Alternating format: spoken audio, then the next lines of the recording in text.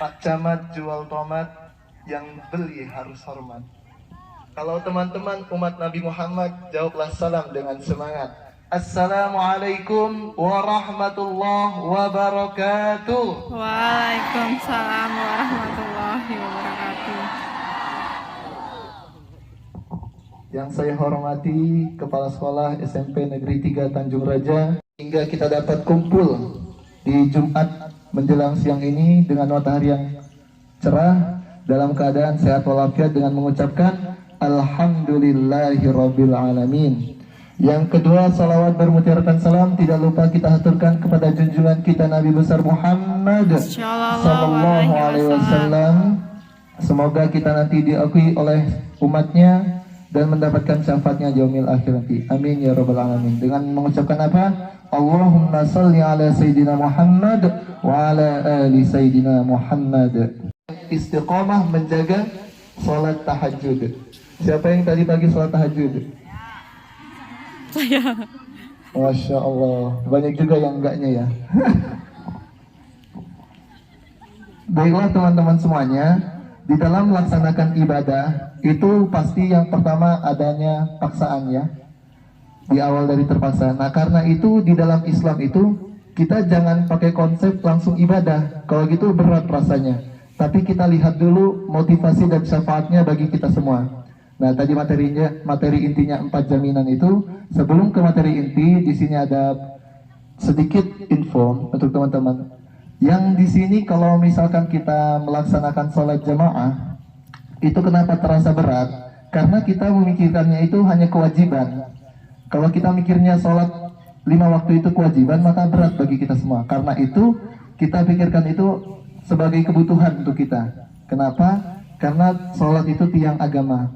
Sholat tiang agama di mana sholat 5 waktu ini kalau kita berjamaah di masjid, siapa yang misalkan rumahnya dekat masjid, jalan kaki ke masjid nih kita berjamaah, itu satu langkah kaki kanan mengangkat derajat kita dan satu langkah kaki kiri menghapus dosa kita. Bayangin kalau misalkan 1000 langkah, berapa dosa yang telah dihapuskan?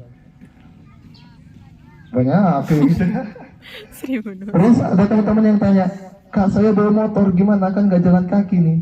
Nah insya Allah motor itu akan menjadi saksi di akhirat nanti bahwa kita rajin sholat jamaah. Mungkin kalau ada yang jauh dari masjidnya bawa motor.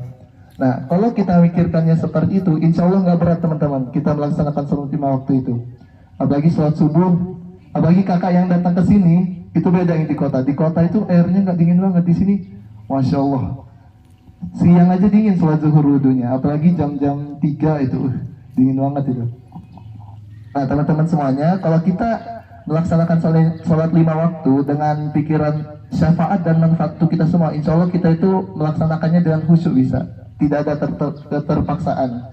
Nah langsung ke materi inti, 4 jaminan dari Allah Subhanahu Wa Taala untuk hambanya yang menjaga istiqomah, menjaga sholat tahajud. Yang pertama, Allah angkat karirnya di tempat yang terbaik. Ingat baik-baik apa yang pertama tadi?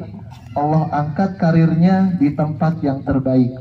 Di tempat yang terbaik ini contohnya apa? Misal teman-teman di sini cita-citanya apa?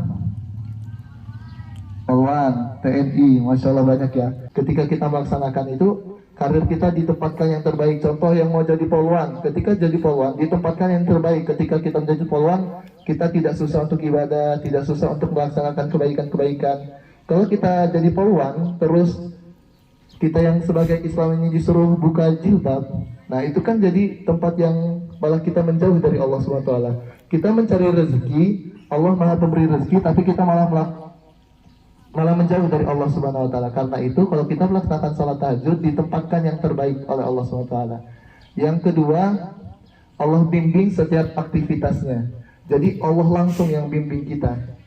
Kalau kita dari bangun tidur sampai tidur lagi, itu Allah bimbing kita supaya apa? Setiap kegiatan kita itu baik ke depannya. Langsung yang ketiga, kalau kita dapat masalah, dibimbing oleh Allah, diberikan solusi yang terbaik. Misalkan teman-teman punya masalah apa yang di sekolahnya? Misalkan punya masalah PR.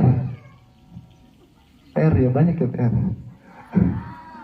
Nah, ketika memiliki masalah itu, nanti Allah langsung yang bimbing kita untuk memberikan solusinya. Nah teman-teman yang terakhir ini yang Masya Allah sekali. Yang terakhir ini kalau ada teman-teman kalian atau orang lain yang nggak kenal ingin mencelakai kita atau ingin jahat kepada kita, itu Allah langsung yang menolong tanpa perantara. Allah langsung tanpa perantara maksudnya apa? Allah nggak minta malaikat nih tolong hamba saya yang sholat tahajud, enggak, tapi Allah langsung yang menolong kita. Masya Allah banget nggak?